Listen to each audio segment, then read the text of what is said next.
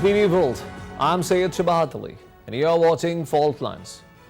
The story of Afghanistan is a story of agony and story of pain.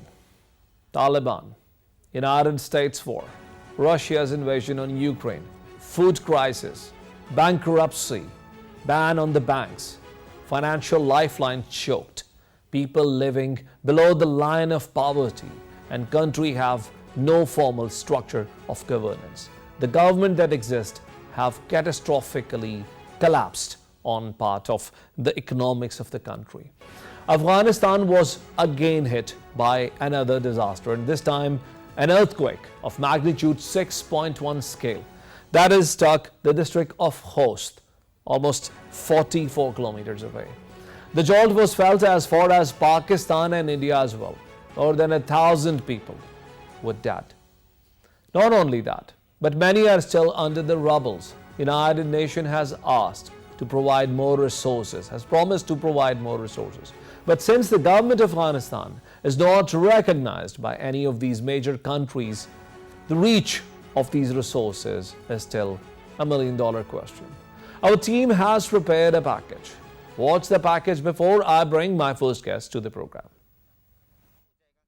A 6.1 magnitude earthquake has jolted southeast Afghanistan, killing more than 1,000 people and left scores injured. Rescue operations are complicated by difficult conditions, including heavy rains, landslides, and many villages being nestled in inaccessible hillside areas. In Pakistan, tremors were felt in Peshawar, Islamabad, Lahore, Kohat, Mohmand, Swat, Bunair, and other parts of Punjab and Khyber Pakhtunkhwa. UN Secretary-General Antonio Guterres said the United Nations is fully mobilized, providing initial support while emphasizing that it is the time for solidarity with Afghans. Pakistan's Prime Minister Shehbaz Sharif extended his condolences and an offer of support to Afghan brethren. Premier Shehbaz further elaborated that people in Pakistan share the grief and sorrow of their Afghan brethren, and relevant authorities are working to support Afghanistan in this time of need. Pakistan is dispatching 8 truckloads of aid to quake-hit Afghanistan, and humanitarian aid including tents, covers, blankets and medicines will be handed over to Afghan authorities. Afghanistan is also grappling with the severe economic crisis, and recent flooding in many regions has added to the difficulty for Afghan masses. It is pertinent to mention here that the large parts of South Asia are seismically active because the tectonic plate known as the Indian plate is pushing north into the Euro-Asian plate. My first guest in program to join me from Geneva over Skype is Mr. Tariq Farhadi. He's former IMF advisor and an expert of Afghan affairs. Mr. Farhadi, I welcome you to the program. Thank you. Good evening to everyone. Thank you. Mr. Farhadi, what has happened in Afghanistan has saddened us once again.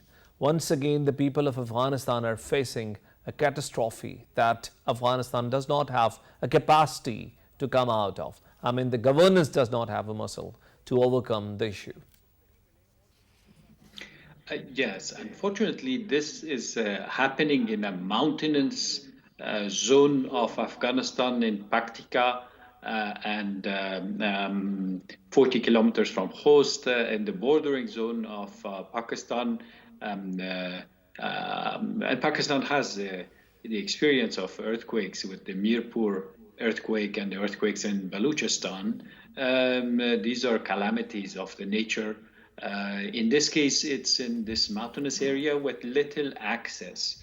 So, by the way, Pakistan has expedited a team of medical doctors to Khost Airport, which is now converted into a makeshift hospital for the wounded. This earthquake happened 3 days ago. We have lost hope in finding anybody alive under the rubble at this point, but the wounded have been transported to Khost Airport. There's a number of flights which have arrived from neighbors and further countries, including India. I must say that they have spent 2 plane loads of emergency help, but Qatar, Iran, Pakistan, as I mentioned and was mentioned in your report. This is basically the solidarity of the region, which in Iran, in Pakistan, we are experiencing, unfortunately, earthquakes often. Many times, the people who have lost homes in earthquakes, unfortunately, nobody goes there to rebuild their homes. They're giving emergency first aid and emergency aid, but in our regions, unfortunately, these homes need to be built by other standards that could withstand earthquakes, and that requires more feasibility studies and architecture, modern architecture against earthquake, and materials that are probably different, because in this case, in the middle of the night, the house falls on children, basically, and everybody is under the rubble. Perhaps in the earthquake zones, we should change completely our architecture. But the United Nations has said it will help. I'm not sure if they will help.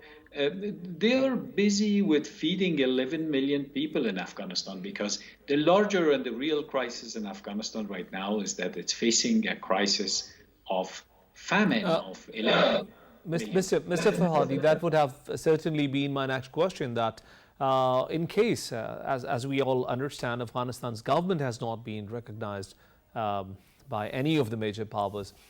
Isn't it creating more difficulty for the United Nations to facilitate its operation in Afghanistan?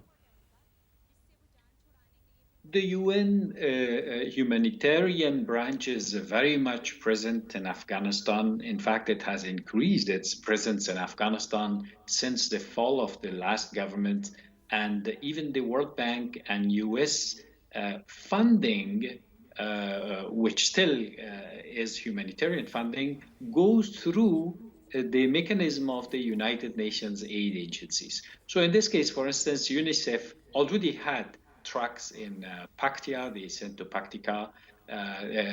They have done some first aid work, but unfortunately, in the case of earthquakes, it is not foreseeable that the United Nations is going to build homes for these people. These people also had animal husbandry locally, but their animals also, from the pictures we have seen, have been under the rubble. So they have lost their means of subsistence. Most of them basically also lived from their animals. And so in the short term, for survival, they would have to move to other areas where there's more access for delivering help to them, and also there's more access to markets and maybe another livelihood. But unfortunately, the entire area is tectonically active, as your reporter said by giving the report. Mr. Farhadi, recently Pakistan had organized back-to-back 2 sessions of OIC, and Afghanistan was sitting very high on the agenda. Many countries had made some commitments with regards to, providing support to the government of Afghanistan, as well as to provide some in-kind assistance to help the poor people of Afghanistan to make a living. Can you give us a stock take of what has happened thereafter? Have any of the country provided Afghanistan with the basic food items or any other help that has been facilitated so far? Afghanistan has suffered basically from the governance of the Taliban. On the same days that Pakistan had organized the OIC conference, the Taliban reneged on their promise to open the girls' schools, the teenage girls' schools. And Islamic countries took that as a very negative signal. Islamic countries do not want to recognize Taliban, or no Islamic country for that matter wants to recognize Taliban while the girls' schools are closed. That would give a very negative message worldwide about Islam, to accept that a government that calls itself Islamic in Kabul be recognized while they have closed the girls' schools, and also they have forbidden women to come to work in government offices. 2 days ago, the governor of Kabul a young man of 32, 33 years old, has said that in fact he believes that outside Afghanistan there are no good Muslims. This includes the 220 million Muslims that live in Pakistan, in what he has said. He has said in a quote on TV that outside Afghanistan there are no good Muslims. So you can see that I'm not worried about this man because he's a young man and his Islamic education is very limited. I'm worried about his bosses that have appointed him as the governor of capital of Afghanistan. That shows that Taliban are completely misguided in the way they are managing governance in Afghanistan, and no Islamic country has accepted to recognize them. Yes, there is a humanitarian crisis, Pakistan included. Islamic countries are sending help, not for Taliban, for the people who are in the midst of this crisis. Taking advantage of your presence in the program, Mr. Farhadi, I would like to ask you about the economic miseries of the country. We understand that Afghanistan is off the banking channels from the entire world. No country in the world is allowed to trade. The banking operations are not working.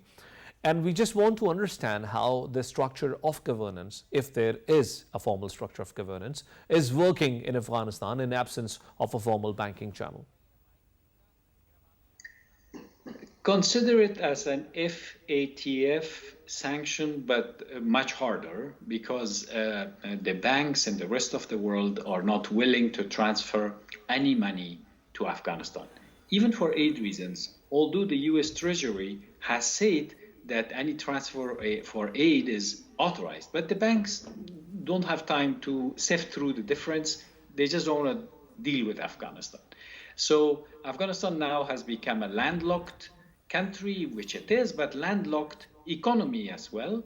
The government only has the revenues of the customs because Afghanistan imports oil, food, pharmaceuticals, and they take a tax on that. And that's how the government basically has a budget, but it's a 1/3 or 1/4 of the budget that it had before.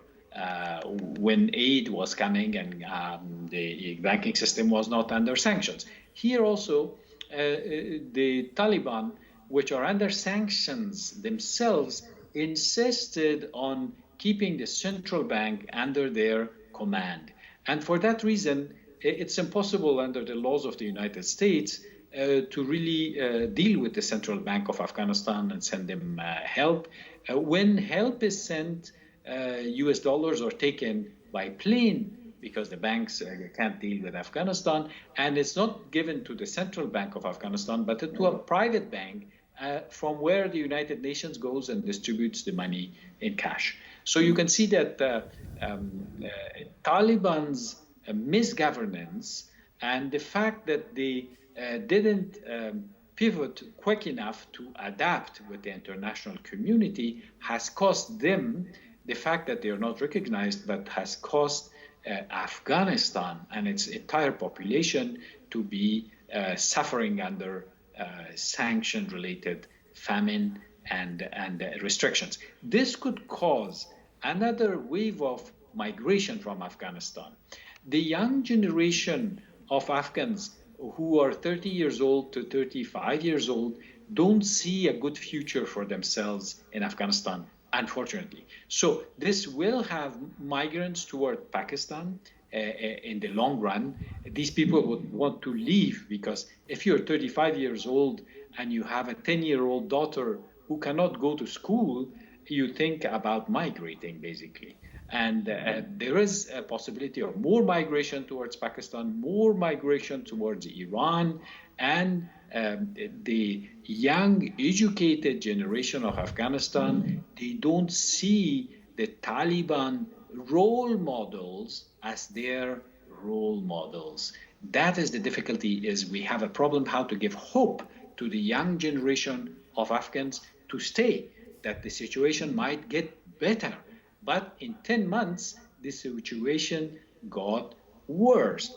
Pakistan tried with these two OIC conferences, but it is the Taliban themselves that took negative decisions with regards to women, which are not acceptable in Afghanistan. I'm sure it wouldn't be acceptable in Pakistan either. Thank you. Thank you very much, Mr. Tariq Farhadi, for being our guest in program. Thank you. Ladies and gentlemen, this was Mr. Tariq Farhadi joining us from Geneva, and he has listed out a number of issues, important issues that define the governance issues in Afghanistan. We need to discuss these governance issues because without addressing the issues of governance, no country in the world can come out of a quagmire of crisis, particularly the kind of crisis that Afghanistan is facing at the moment. The highlight of the issues that he discussed is the capacity issues of Taliban. Taliban's government has not been able to fulfill the promises that, according to him, were made in the OIC conference, due to which many of the countries have not been able to mobilize the aid that had been conditionally promised to Afghanistan. And this is giving birth to another exacerbating financial crisis. A government that knows that no money is going to come from abroad is not capable to run its internal mechanism, and therefore there are no formal departments to come for rescue of the people that are dying under the rubble. Whatever is happening on communities' support basis. Another thing that he pointed out is that if Taliban keep going on like this, many of the people in the country would try to look abroad, to shift abroad, to walk out of the country, either to go to Pakistan or to the other countries around Afghanistan. And those who will be left in the country would be the people, would be a generation that will only have Taliban as their role models, as their ideals, because there are no other careers to flourish, to thrive in this unfortunate country of Afghanistan. And without addressing these issues, I'm not confident if we will ever be able to see Afghanistan coming out of the quagmire of crisis that it has so far. To join me from Afghanistan over the phone, I have now with me Najib Lalazoy. He's reporter of Shamshad TV based in Afghanistan. Najib, I welcome you to the program. Najib, can you hear me? Thank you. Thank you so much for having me. Najib, can you help me to Yes, underline the yeah. issues that we have in Afghanistan today? From a distance, we understand that in absence of a formal economy in place, there will be a host of issues. But what exactly do you see in Afghanistan as major challenges for the common people living? In terms of economy, of course, we have got serious problems. The previous government collapsed. So after that, the biggest issue is the economy of Afghanistan, not only of the government, but also of the common people. Because the government collapsed, so of course there were hundreds of thousands of people who were working, so they remained jobless. They were laid off. After that, there were no foreign money coming to Afghanistan. There was no investment, and on the contrary, there was an escape of investment from Afghanistan that very hardly affected the economy of every single individual living, and this affected the livelihood of these people. So that is why we have got now more than 90% of people who are living under the poverty line. But have the government been able to pay to the people who are working in the formal sectors of education, of healthcare, of municipality? Do the government have any money to pay them off? Yes, we do not have problem in that term because the government last month passed the budget for the fiscal year 1401.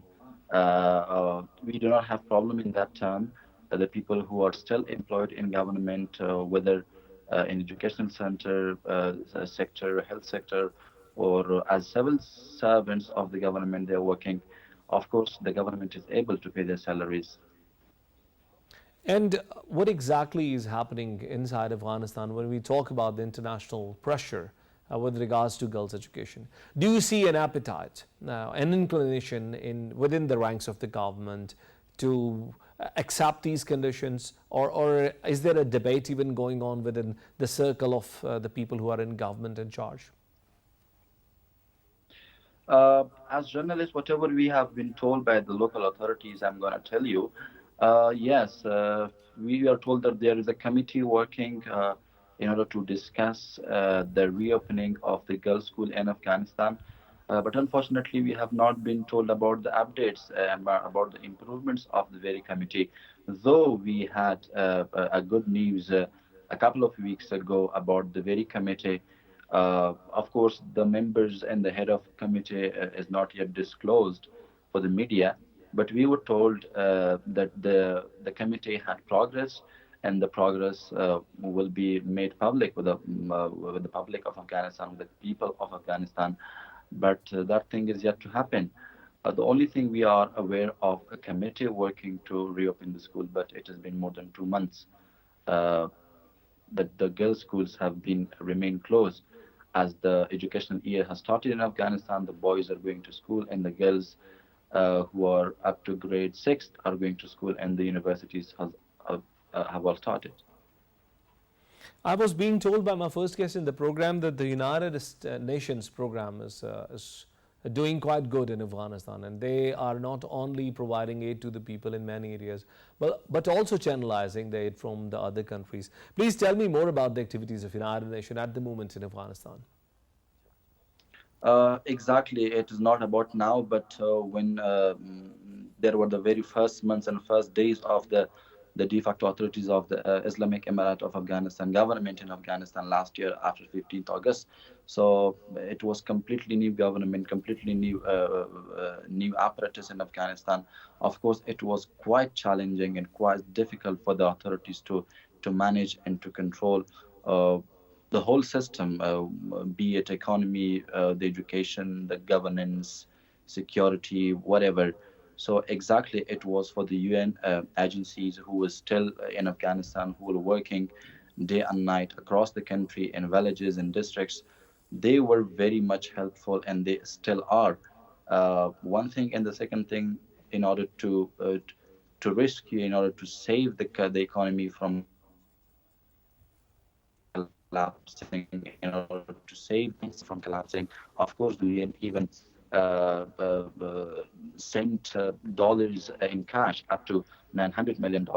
So exactly, yes, UN efforts are very effective, and they are working day and night. They are working themselves, and also they are holding international conferences about Afghanistan in order to gather money, in order to motivate another donor countries to help to help them, to help their activities, to support their operations in Afghanistan, so that they can provide for the people of Afghanistan who are desperately in need of humanitarian assistance for the time being. And after that, of course, there should be livelihood opportunities, there should be working opportunities in Afghanistan in order for the people to stand on their feet. And because the humanitarian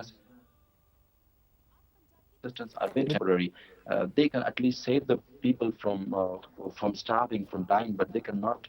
But the assistance cannot solve the problem at all on the route. So there should be working opportunities, and that can happen only with support of the international community supporting the UN operation in Afghanistan. Thank you. Thank you very much, Najib Lalazoy, for being guest in our program. Thank you so much for having me. Ladies and gentlemen, I had the privilege of having Najib Lalazoy in my program, and since there was some disruption in the connection, so let me recap what exactly he said in the end. He was quite appreciative of the role that is being played by United Nations. He says ever since United States military has quit from Afghanistan, United Nations has started catering more number of people under its operations that are expanding to many areas, and particularly the areas that are now affected with the earthquake. He also said that there is a debate going on within the circle of the government as well with regards to the issue of women education that is causing a lot of problems for Afghanistan, which apparently looks linked to the problem of international sanctions that Afghanistan might keep facing as long as the issue of women education is not sorted out. We'll take a break here and we'll join you with the second segment of the program. Stay with us.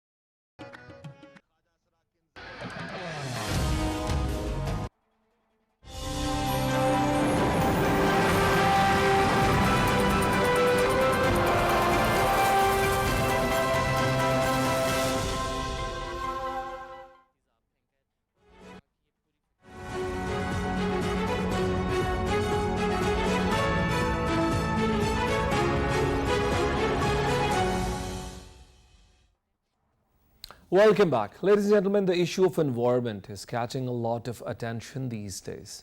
It remained at the backdrop of many international problems that we have been facing, but now once again, due to some problems that we are facing, we are talking more about the environmental issues, and one of the problems is the flash floods. Recently, flash flood have swept out 65 districts in India, out of which 17 have declared a state of emergency.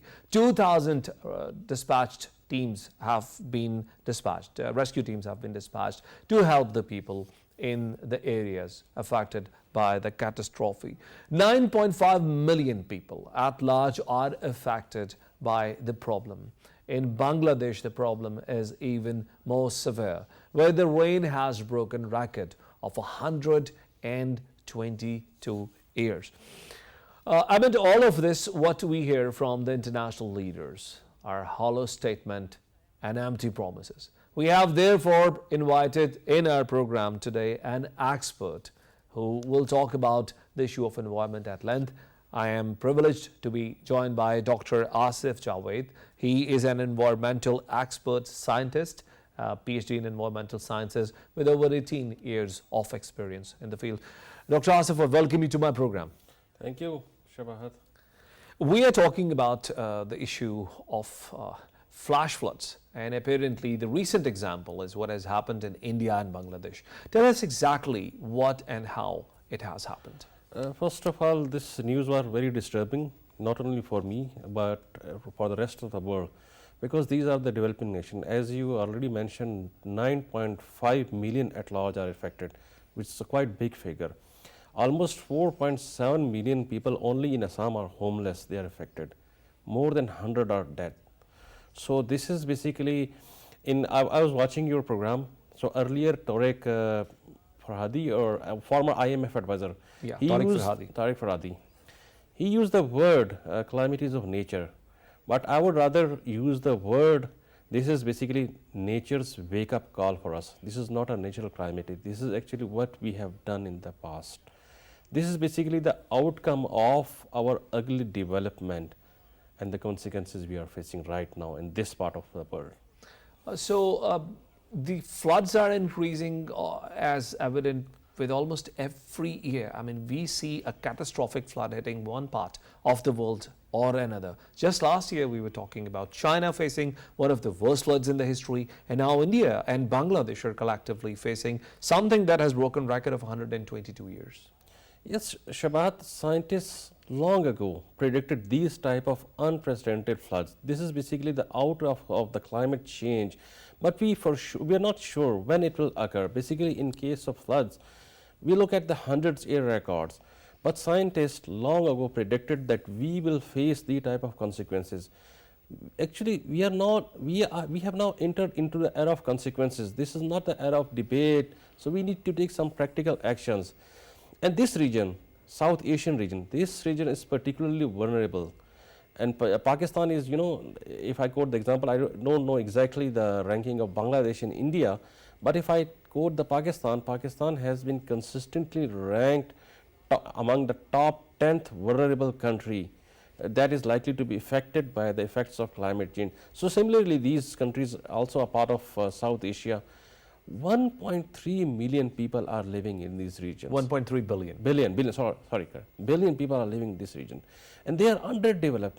They don't have resources to cope with these type of situations. Maybe West have resources.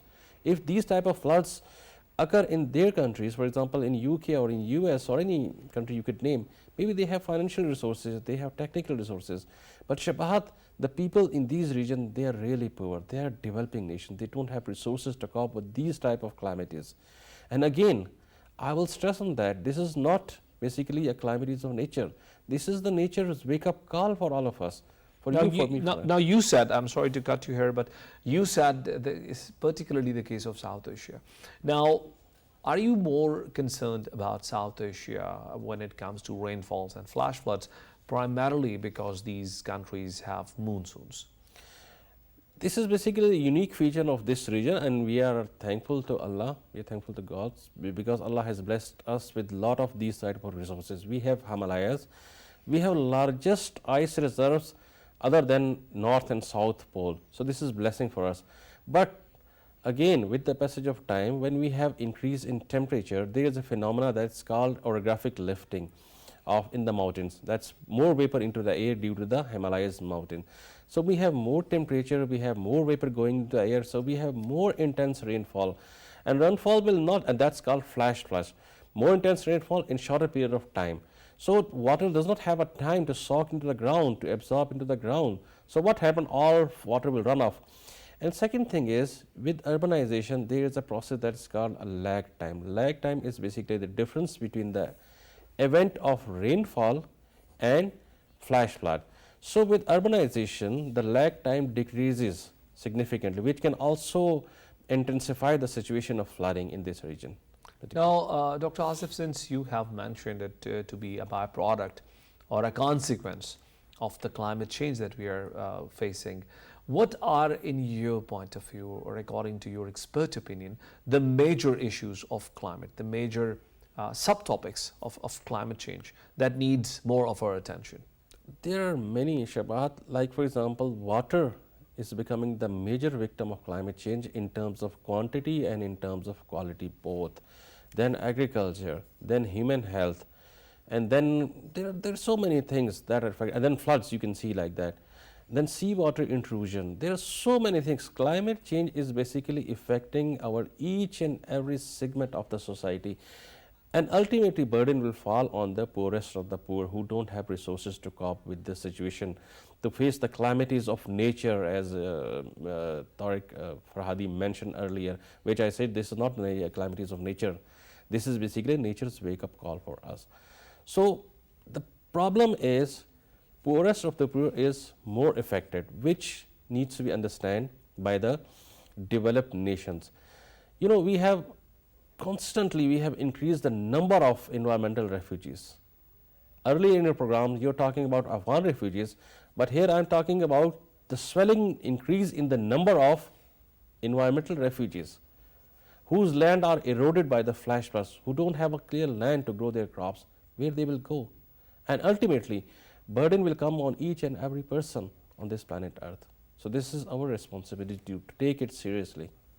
Now, as we discussed last time in our program when we invited you to speak about the issues of climate, we were talking about the major commitments made by China, United States, India, the countries that pool in more resources, as well as the countries that contribute most of the carbon emissions. What exactly has happened thereafter? Have these countries actually lived by the promises with regards to the carbon emission and other controls that they committed? Well, Shabahat, efforts are underway. Obviously, people are trying, but more rigorous efforts are needed.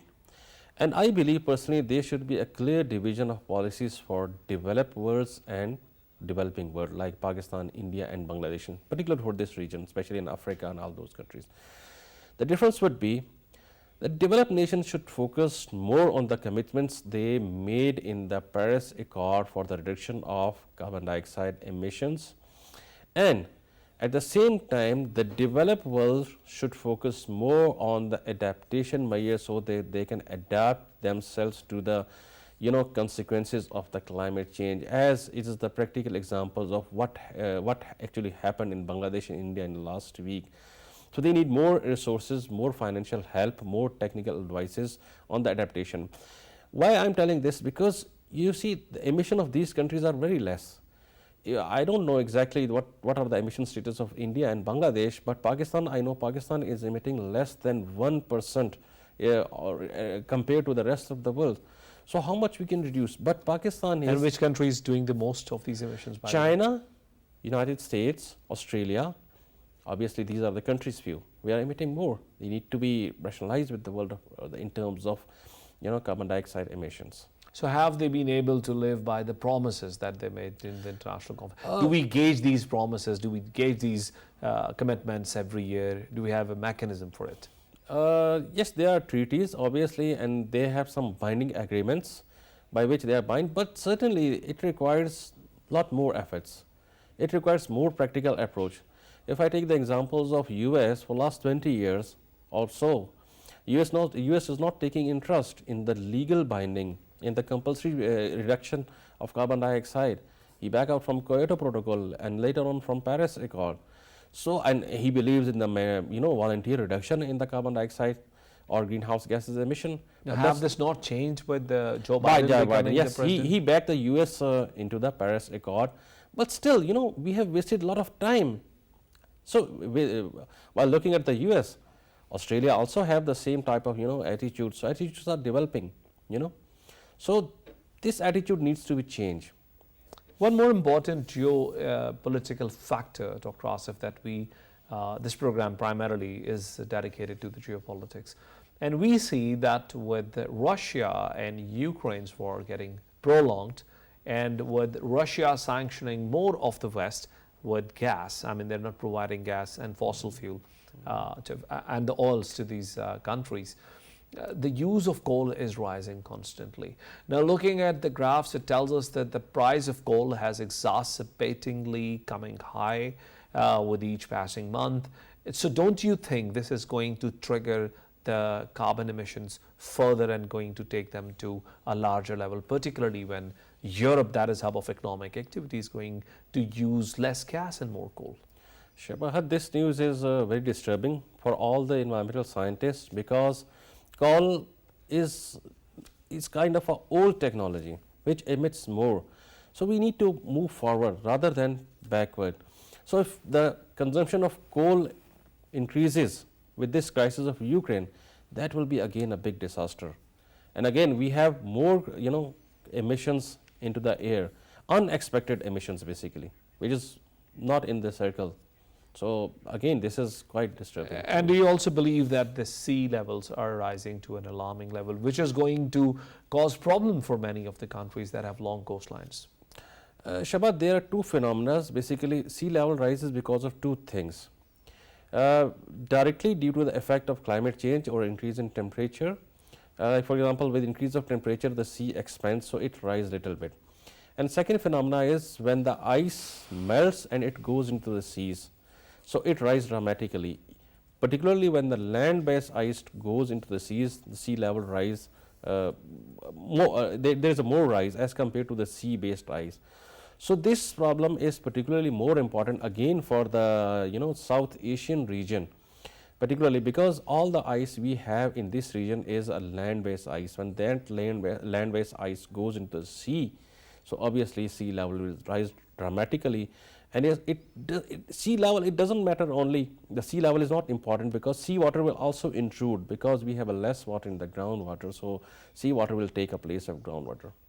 And what exactly do you believe are major challenges for Pakistan with regards to the environment that is getting more polluted? And what exactly do you believe we need to do as a nation to come out of these challenges quickly? First of all, we need to change our attitude. That's the most important in each and every individual, because it's not a time to think, to formulate the policy, something. We are in the era of consequences. So we have to take some practical steps. Like for example, for Pakistan, we need to conserve water. We need to go for resilient agriculture. We need to go for like these type of renewable technologies also, although Pakistan is emitting very less, but it will save other environmental pollution problems that is resulted due to the emissions of greenhouse gases, carbon emissions, and SOx and NOx in the air. So all these things. Thank you very much, Dr. Asif, for being guest in our program. Ladies and gentlemen, this was my last guest in the program, and he has made some very pertinent points. One of the points that I believe is the takeaway of the day is that we are living in the era of consequences. We do not have enough time to plan and enough time to think. Another important thing that he said is that Pakistan is in the list of top 10 vulnerable countries when it comes to environment. Pakistan need to respond to these calamities and to these challenges as fast as possible. We'll join you tomorrow again with another program. And until then, Allah Hafiz.